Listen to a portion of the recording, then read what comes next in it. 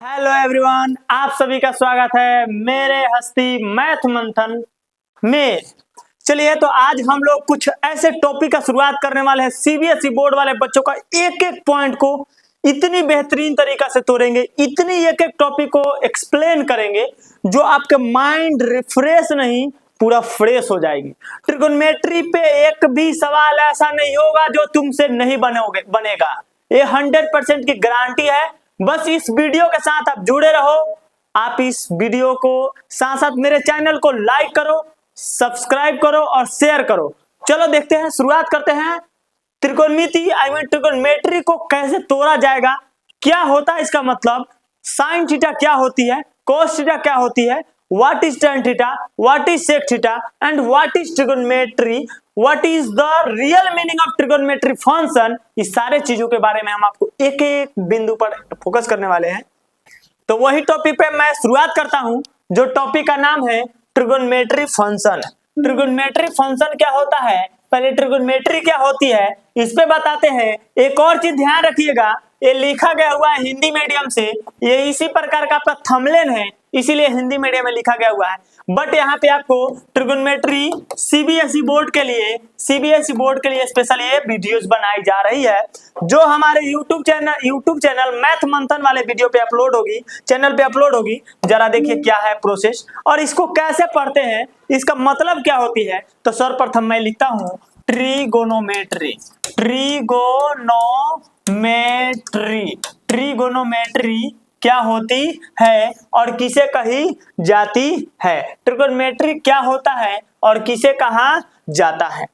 Trigonometry क्यों पढ़ते हैं, इसका यूज क्या होता है, तो देखो बताते हैं। आप जिस घर में रह रहे हो, आपके घर के सामने जो पोल खड़ा है, आपके सामने जो पक्षी उड़ रही है, आप कितने दूरी पे पतंग उड़ा रहे हो, कितनी की ऊंचाई पे पतंग उड़ रही है, आपके डोरी का जो लंबाई है वो कितना है, इसको अच्छे से निकालने के लिए आज तुमको वही चैप्टर पढ़ाने वाले हैं, जिस चैप्टर का नाम है trigonometry.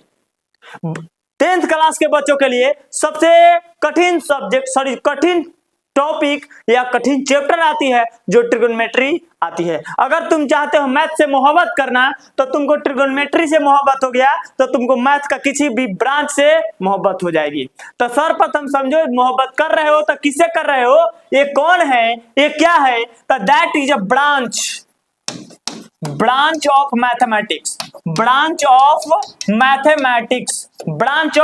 mathematics, you know about some lines about branch का मतलब क्या होती है, ब्रांच किसको कहा जाता है। ब्रांच वह होता है एक हिस्सा, एक पार्ट, उसके बिना नहीं चलना पॉसिबिलिटी होती है, उसको ब्रांच कहते हैं।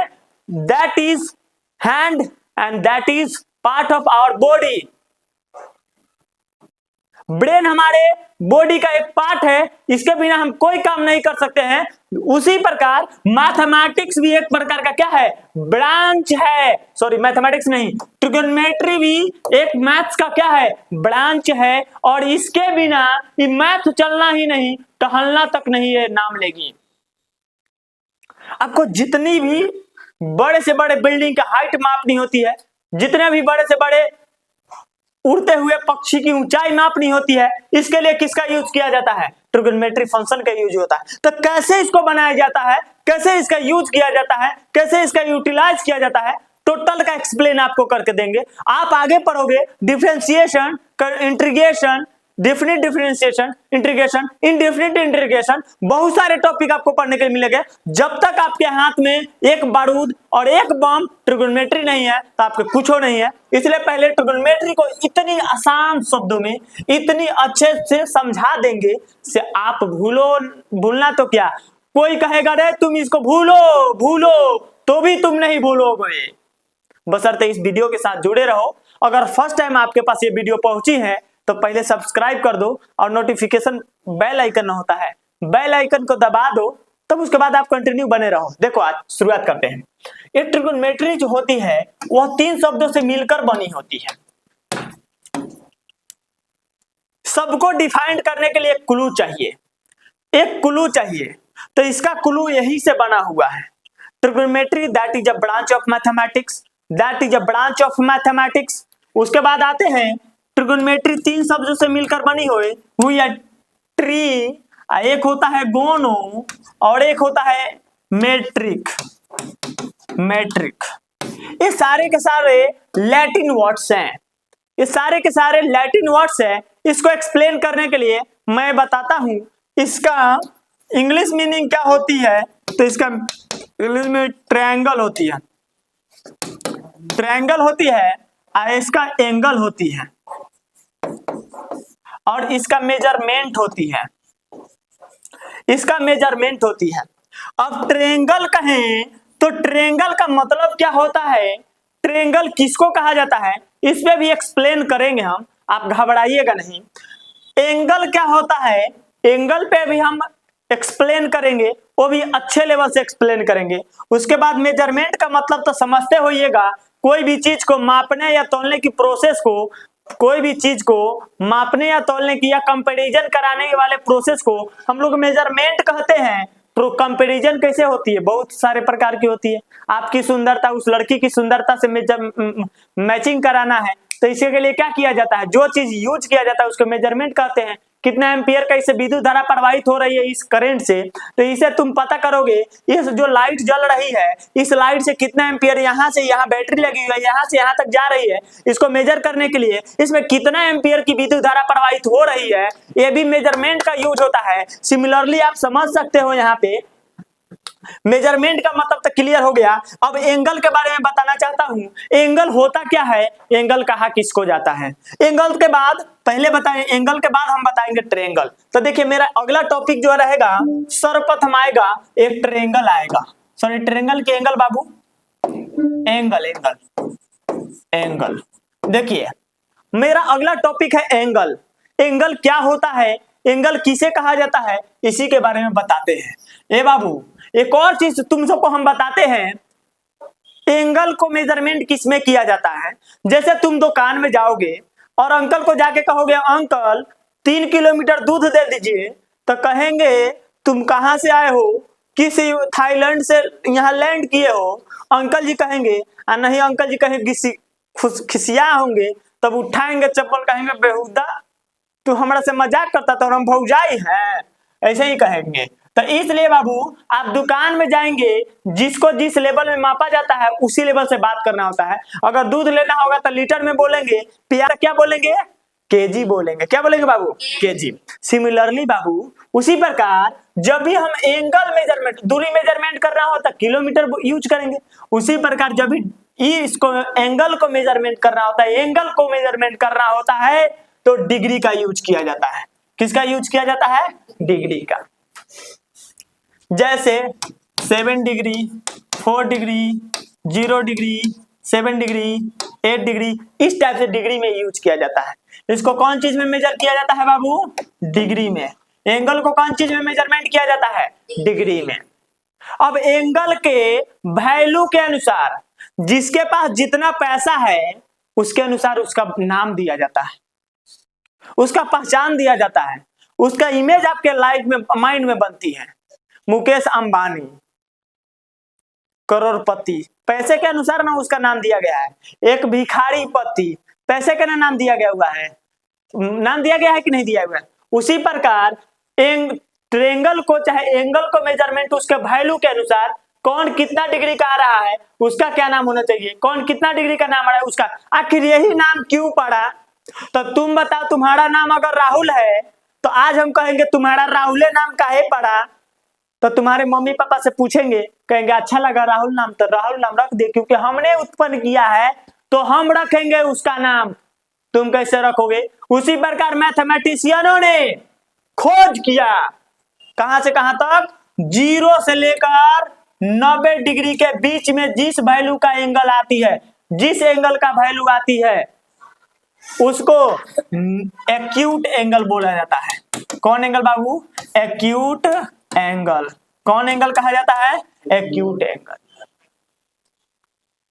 फिर उसी में कहा गया जिस एंगल का वैल्यू प्योर 90 डिग्री होगा उसे कहा जाएगा right angle.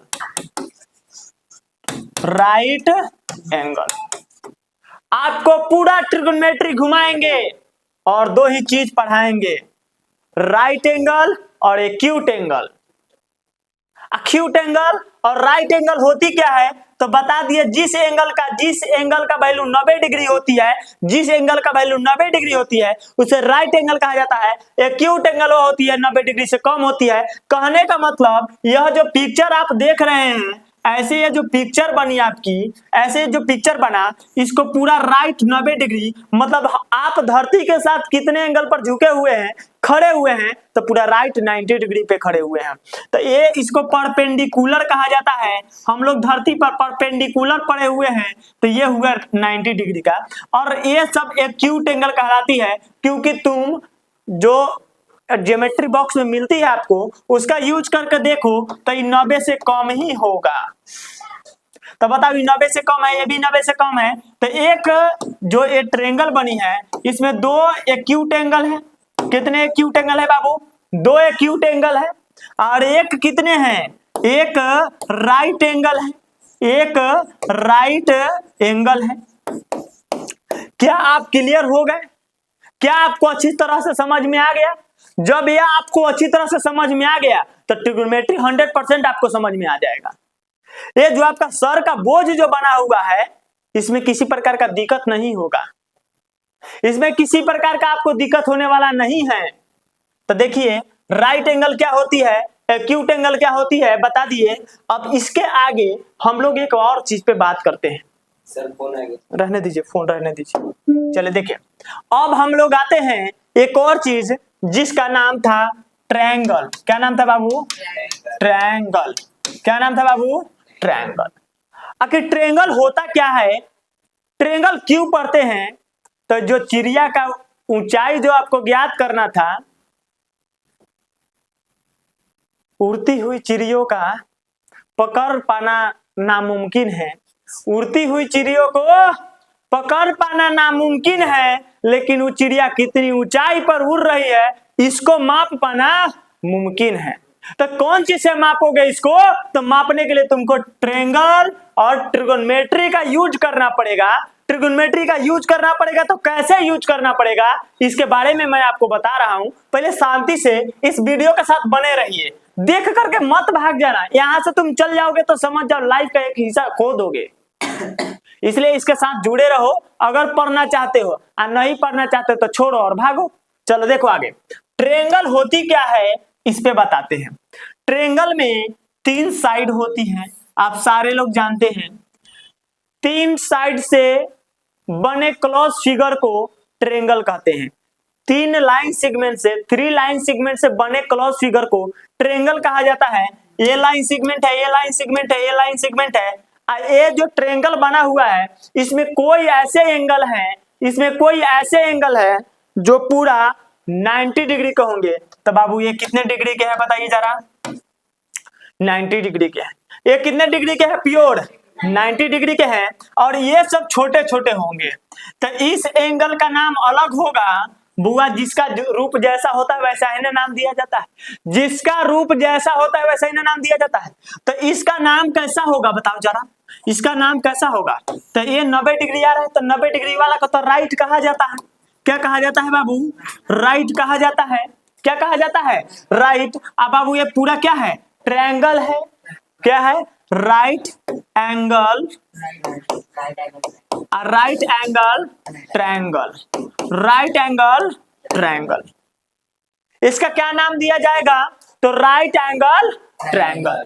Right angle triangle क्या होती है, ये तो कंसेप्ट क्लियर हो गया आपका। राइट एंगल ट्रायंगल क्या होती है ये क्लियर हो गया। किसी भी ट्रायंगल में 3 एंगल होती है, तीनों एंगल में से कोई एक एंगल 90 डिग्री का पूरा होना चाहिए, वो आपका क्या कहलाएगी? तो राइट एंगल ट्रायंगल। उसमें एक और चीज होती है, इसमें 3 साइड होती है। ये तीनों साइड का बारे में थोड़ा हम चर्चा करना चाहते हैं। आई want to say some lines about 3 sides of a right angle triangle. So what is that lines, what is that lines and what is that lines? So according to me, longest side of this triangle is hypotenuse. कहने का मतलब यह हुआ जिसका सबसे ज्यादा length होती है, जिसका सबसे ज्यादा लेंथ होती है वो हाइपोटेनस कहलाती है, हाइपोटेनस कहलाती है, जिसे हम लोग H से डिनोट करते हैं, जिसे हम लोग H से डिनोट करते हैं। एक होती है, एक यह होती है और एक यह होती है। अभी मैं इसी पे बात कर रहा हूं, जरा बात करने दीजिए मुझे।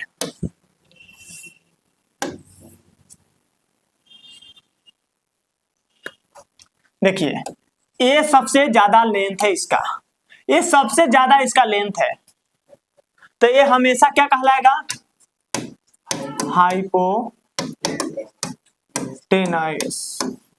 हाइपोटेनस क्या कहलाएगी बाबू, हाइपोटेनस, क्या कहलाएगी, हाइपोटेनस।